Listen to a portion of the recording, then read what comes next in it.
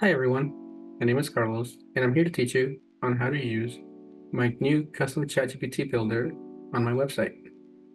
You of course start by entering information and make sure to adhere to OpenAI's terms of use, as well as agree to share your data. Now, what data am I taking? I'm only taking your conversations between you and GPT. That way I can see and understand what you're doing and for more research purposes and try to see where the culture is going with AI. All right, let's go ahead and start the build. So now that I'm here, one thing that I've seen to have trouble, or not myself, but people outside of tech seem to have trouble when it comes to GPT is not really understanding what they can do with it or how to properly use it or how to involve it within their lives. So for me, for example, I have a seventh grade brother who will help a lot with their math homework. And one things that I don't have is time all the time. So instead of me sitting 5 minutes to try to understand one of his math problems, I usually use GPT to explain it to me, to explain it back to him. Now, I know the math for myself is pretty simple, but it comes down to convenience. So one thing that I do is that I build my own GPT, and that way, whenever he asks me a question, I feed it onto GPT, return the information, and feed it back to him. With me as the person who is between him and GPT, I can assure the information he's getting is correct. So let's go ahead and start.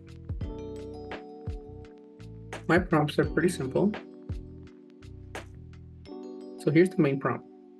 I like to help my seventh grader with their math homework. We often tackle everything from basic arithmetic to geometry and word problems.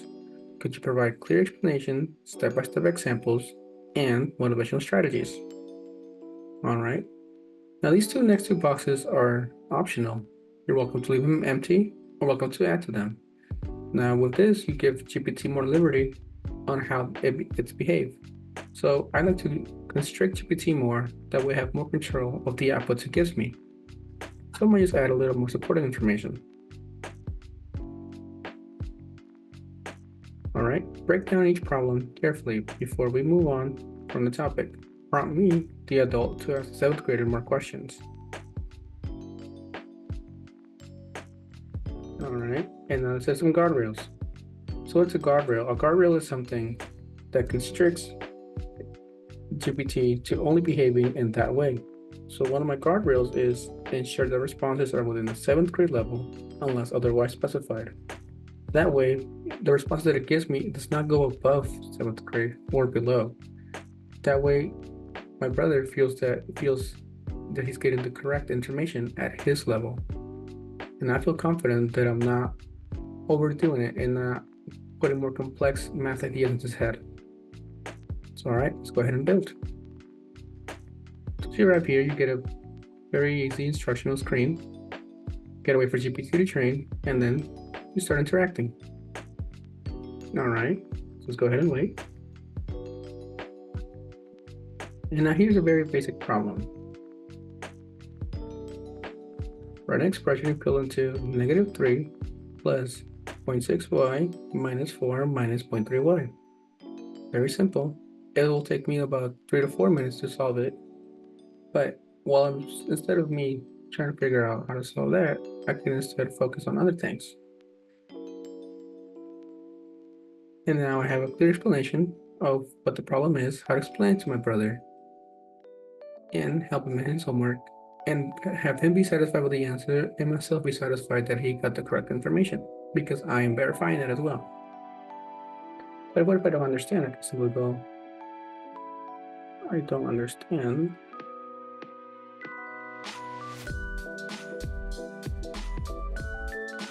Give me an explanation.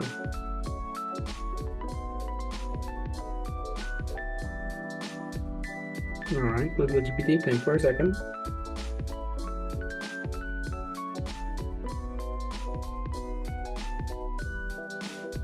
All right, and we get more and more. And now I have a conversation with GPT about the topic, which is helping my brother, a seventh grader, with his math homework. And that's how you custom build your own GPT at my website, devCarlitos.xyz. Thank you.